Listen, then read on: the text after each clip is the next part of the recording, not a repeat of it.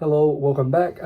First video since the Grammys nomination predictions and recap and all of that. But we are back again for one of the biggest music days of the year for about every single human across the board, besides Apple Music users, which is most of America, which is Spotify users. And we're going to go ahead and jump right into it. We're going to go over my personal Spotify Wrapped for my account, but also my Spotify for Artists account, and just talk about what I think about everything and what's shocking and what's surprising to me. We'll go ahead and jump right into it. Top artists is Kanye West #1. There's really no shock about this one. I was in the top 0.5% of all Kanye listeners. That's the top half of the top 1% of Kanye West listeners. He's a pretty big artist, and I'm top 0.5. I like that a lot. That makes me happy. But the shocking part is, I don't have Bluetooth in my car. I just have an adapter, so it like goes through through a data radio station. I'm sure most of you know what that is. And so I have CDs in my car. So I have Yeezus, My Beautiful Dark Twisted Fantasy, Life of Pablo, and just like a Kanye's greatest hits. And those were the four that I really listened to for about 3 or 4 months in my car because my Bluetooth was through an adapter and it didn't sound very good. And so for about 4 or 5 months of the year, I only listened to CDs in my car, which was mostly Kanye West. So you have to think, I'm in the top 0.5% of all Kanye West fans on Spotify, and that's not even counting 4 months of listening to Kanye in my car as well. So yeah, I don't know whatever you want to think about that one. Could be impressive, could be really sad, whatever you think. I'll let you decide. I'm pretty happy with it. Number 2 artist. This was a little shocking. It was KB.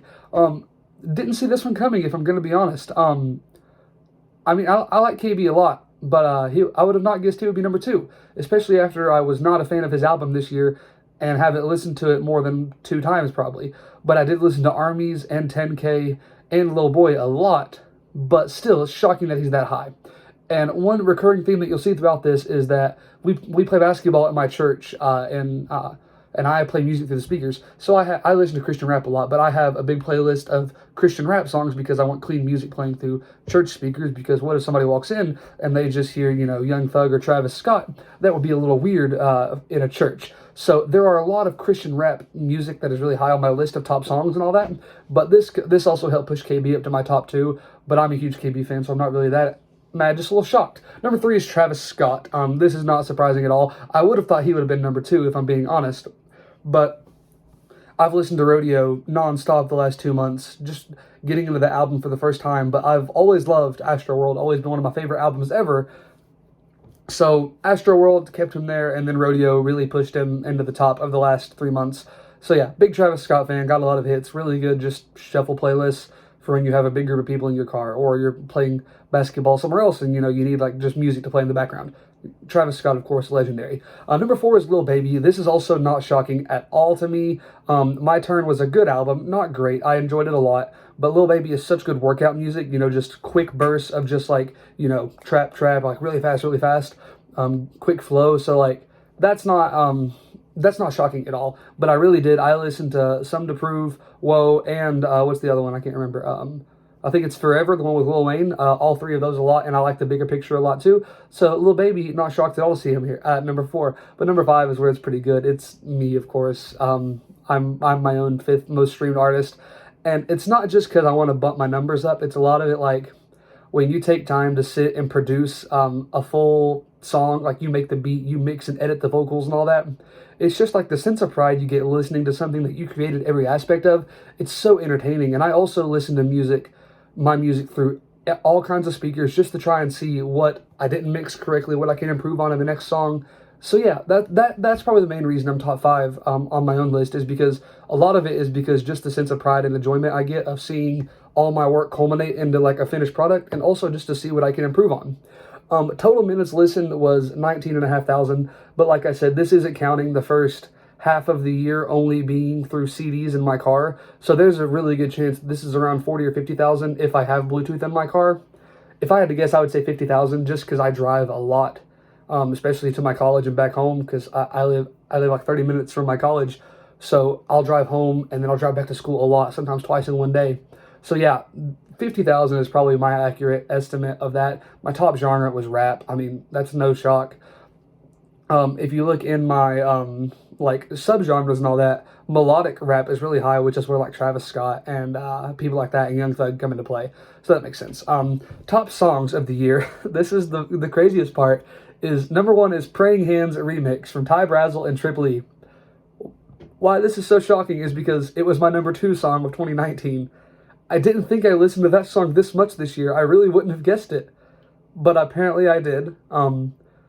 Apparently I liked that song a lot more than I thought I did. Also, shout out to Ty Brazzle. I sent him a picture on Instagram of this being number one. He liked the picture, like the message, which is pretty cool because he's a big artist. I mean, he's at like over 200,000 monthly listeners on Spotify. That's pretty cool. But also, a lot of it is, like I said, it's a clean song. It's in my Christian rap playlist that I shuffle while playing basketball at my church. And over the summer, I played like 6 nights a week. So that song got a big bump from that. I was looking at like my top most like looking at the stats for this song, and it was like the most you ever streamed it one day was like one day in June. And I was like, yeah, because I played basketball all throughout the summer, so that does make sense. Good song. Shout out to Ty Brazzle, staying in my top 2 years in a row. Number two, also Ty Brazzle follows my sister on Instagram, which is just really funny to me. That's pretty cool. But here's what I'll say. Number two is Blueberry Faygo. That makes a lot of sense. This song came out early in the year. Almost everybody liked that song. It was right at quarantine, so there was a lot of music listening when that song got big. So yeah, that's not shocking at all. That's just a good all-around chill, quick song, honestly. Yeah, it doesn't shock me at all. Number three is my own song, Sicko Bamba, which is my most played song ever on Spotify. It's at almost 3,500 streams on Spotify and somewhere close to like 1,500 or 2,000 on Apple Music. So yeah, makes sense. It came out January 2nd. So like it's literally had the entire year for me to listen to it. And that's just a fun one. That song got so many streams just from me because when we were making the music video, we had to play it over and over again to try and like record on point with like the words so I could like sing along. So yeah, that makes total sense as well. Sicko Bomba, pretty good song. Number four is Wash Us in the Blood by Kanye West. I wouldn't have expected this one to be this high, if I'm being honest. That also makes sense, but I wasn't expecting it. Like, it never crossed my mind. And then I listened to it, I was like, well, yeah, that came out what? It was like early June, somewhere around there. And I remember when it came out, it was just like, that was also a clean song in my Christian rap playlist, which got a lot of plays from playing basketball. But also, like, I was just like dying for new Kanye West music. I think everyone was at this time. That's why this song like didn't even generate much hype, and it was like not even meant to be. It's not even like a very single potential song. It's just like it seems like it should be a deep cut on an album. I don't know why he released it kind of like that, but it's still like 40 million streams because like people really wanted Kanye West music. Jesus is King was all right, but that was since like September or October, and then this was in like June, so it was the first thing we had gotten in a while. So yeah, it makes total sense. It's still a good song. I think this song is extremely underrated. I feel like people just kind of forgot it existed, but I think it will be on Donda, and it will get its credit it deserves once it's like actually a deep cut, which is what it should be.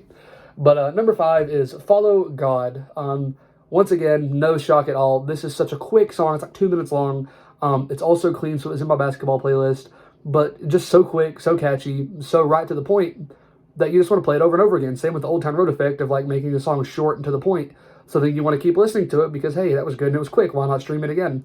Doesn't surprise me at all. 2 Kanye West songs in my top 5.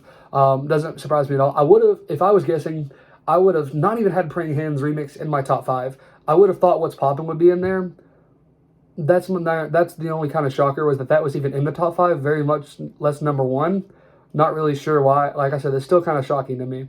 But oh well, hey, it's statistics, it's not opinions, so I guess I know wrong on this one. So that's it for my personal one. Now I want to go to my Spotify for Artists and see what we've got going on here. Spotify for Artists, here we go. Oh, here it is, right here. Sorry, okay. So this is crazy to me. A little homeschool. Go follow me on Spotify and Apple Music if you don't already.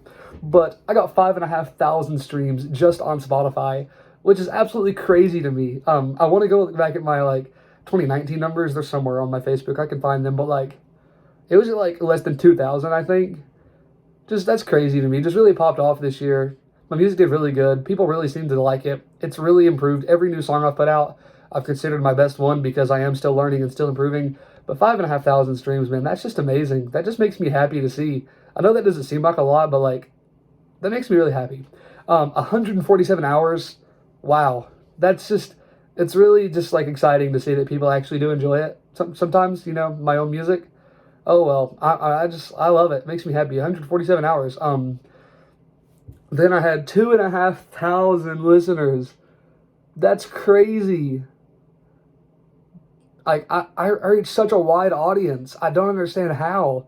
A lot of it is because Sicko Bomba was put into many different playlists. Like, it wasn't just crammed into one playlist, if that makes sense. Like, I checked my stats. I can't find it exactly. But Sicko Bomba was put into 126 different playlists. That's wild to me. That explains it. And 70 freaking countries. Like, I live in a small town with like 20,000 people in East Tennessee. Like, how am I in 70 countries? I don't know. I love it. It just, you can see the smile on my face. It just really does make me happy that my music is doing so good and it sees all my hard work pay off. But this is where it really gets crazy to look at. And this is compared to 2019. In total streams up 221%. So like I said, 221%, about 2,000 last year to 5,500. So that makes total sense. My math was right there. But 221% up compared to last year. Playlist ads is up 256%, which is absolutely wild. New listeners, 516%. That is freaking insane. Like, what? I love it. It just makes me really happy, honestly. But the biggest one is total listeners went up 635%. That's insane. So last year I had like a really small amount of listeners who listened, a good amount, but like I got over 6 times the amount of listeners this year as I had in 2019. That's absolutely crazy. Just thank you to everyone who streams music. Thank you to everyone who comments and shares and posts and just it makes me happy, and thank you. I don't even get paid much for it. I really just do it for fun, and it is a lot of freaking fun, and I love it. Just, if you don't, go follow me on Spotify and Apple Music. I'm also on YouTube, too. Haven't checked those numbers. I did get my Apple Music numbers. I'm at 2.9 thousand for the year, which is freaking crazy. What's that? That's almost 9,000 listeners. That's over 8,500 for both platforms. That's incredible to me, and that's just that's crazy humbling. Just like, I don't know. I love it so much. I'm going to quit rambling on. Thank you to everyone who listened and streamed me this year. And thank you to everyone who watched this video. Let me know what your Spotify Wrapped was, what your top song was, what your top artist was. I was top 0.5% for Kanye. A lot of people are in the top 1 or top 5% of listeners for a big artist. Let me know about yours. Be sure to comment below. Thank you and peace out. Be sure to like and subscribe.